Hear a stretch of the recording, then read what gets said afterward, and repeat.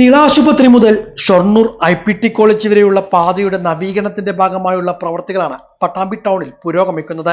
ഒരാഴ്ച മുമ്പ് പാതയിൽ ഏർപ്പെടുത്തിയ ഗതാഗത നിയന്ത്രണത്തിന് പിന്നാലെയാണ് പാതയുടെ റബ്ബറൈസിംഗിനായി വീണ്ടും ഗതാഗത നിയന്ത്രണം ഏർപ്പെടുത്തിയിരിക്കുന്നത്. കഴിഞ്ഞ ദിവസം രാത്രിയാണ് പ്രവർത്തികൾ തുടങ്ങിയത്. ഞായറാഴ്ച രാവിലെ 8 മണി വരെയാണ് ഗതാഗതം പൂർണ്ണമായും നിരോധിച്ചുള്ള പ്രവർത്തികൾ നടത്തുന്നത്. മേലെ പട്ടാമ്പി കമാനം മുതൽ ബസ് സ്റ്റാൻഡ് വരെയുള്ള പ്രവർത്തികളാണ് പുരോഗമിക്കുന്നത്. നീളാശുപത്രി വരെ റോഡിന്റെ ഉപരിതലം പൊളിച്ചു മാറ്റിയുള്ള പ്രവർത്തികളും നടത്തുന്നുണ്ട്. ഈ മാസത്തോടെ തന്നെ റബ്ബറൈസിംഗ് പ്രവർത്തികൾ പൂർത്തിയാക്കാനാണ് അധികൃതർ ലക്ഷ്യമിടുന്നത്. ഗതാഗത നിയന്ത്രണം യാത്രക്കാരെയും വലിയ തോതിൽ വലച്ചിരിക്കുകയാണ്.